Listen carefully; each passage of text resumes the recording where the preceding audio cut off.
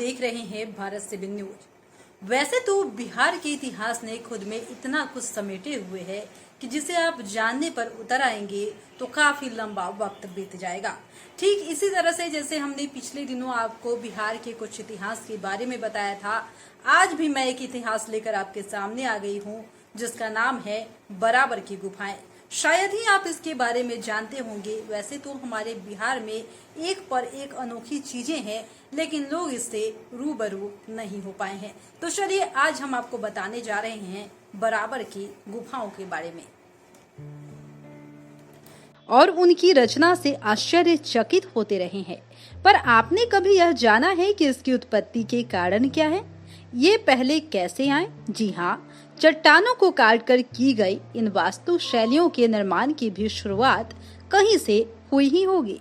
ऐसे ही कई सारे प्रश्नों और तथ्यों के साथ भारत में जटिल वास्तु शैली के साथ स्थित हैं कई ऐसी गुफाएं, और ऐसी ही प्राचीन जटिल रचनाओं में से एक है बिहार की बराबर गुफाएं, जो अब तक समय के कई पहलुओं का सामना करते हुए शांति से खड़ी है।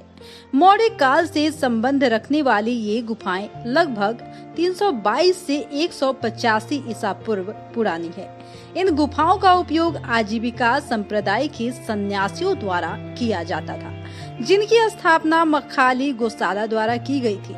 वे बौद्ध धर्म के संस्थापक सिद्धार्थ गौतम और जैन धर्म के अंतिम एवं 24वें तीर्थंकर महावीर के समकालीन थे। आज हम ऐसी ही अन्य दिलचस्प जानकारियों के साथ जाएंगे बिहार के इन प्राचीन गुफा की यात्रा पर, जिनका संबंध कई पुराने वंशों से है। तो चलिए रखते हैं हम एक कदम इस गुफा के इतिहास की ओर। बराबर गुफाएं 4 मुख्य गुफाओं का एक समूह है जो बराबर पहाड़ियों पर स्थित है।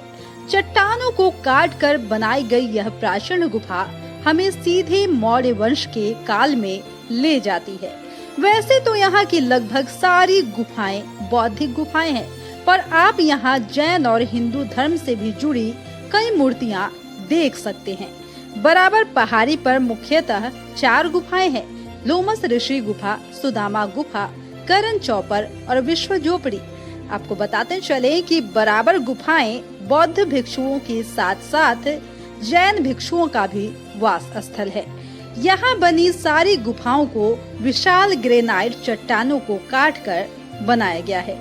गुफाओं में 2 कक्ष है, एक आयताकार कक्ष जो धार्मिक सभा और मंडलियों के आयोजन के उद्देश्य से बनाया गया था, और दूसरा छोटा सा कक्ष जो एक स्तूप के तरह है, प्रार्थना घर के रूप में बनवाया गया था। हालांकि अब ये कक्ष खाली पड़े हैं।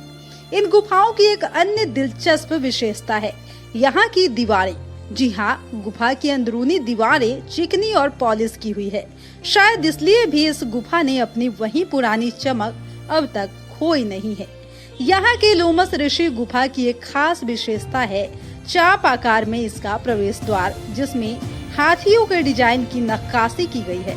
लोमस ऋषि गुफा के सामने का यह भाग काफी आकर्षक और खूबसूरत है।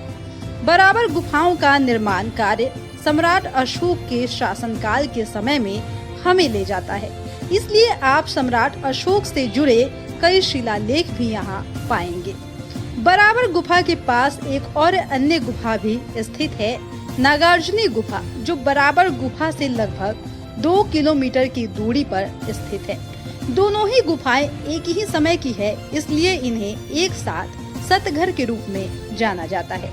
नागार्जुनी गुफा भी 3 गुफाओं के समूह को मिलाकर बनी है: वापिया का कुफा गुफा, वदीसी का कुफा गुफा और गोपी गुफा। बराबर गुफा बिहार में पटना से बोध गया जाने के रास्ते में ही पड़ता है। यह जहानाबाद जिले में आता है। यह बोध गया से लगभग 24 किलोमीटर की दूरी पर स्थित है और पटना के नजदीक ही स्थित दिलचस्प पर्यटक स्थलों में से एक है। आप यहाँ अपनी किसी निजी गाड़ी से पहुँच पाएंगे, क्योंकि यहाँ तक के लिए सरकारी बस की सुविधा उपलब्ध नहीं है।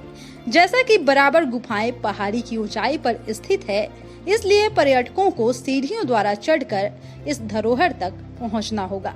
तो आप अब जब भी कभी पटना या गया की यात्रा पर जाएं, इस सबसे पुरानी चट्टानों को काट कर बनाई गई गुफाओं के दर्शन पर जरूर जाएं। आप इस गुफाओं में मौर्य काल का प्रभाव साफ तौर पर देख पाएंगे।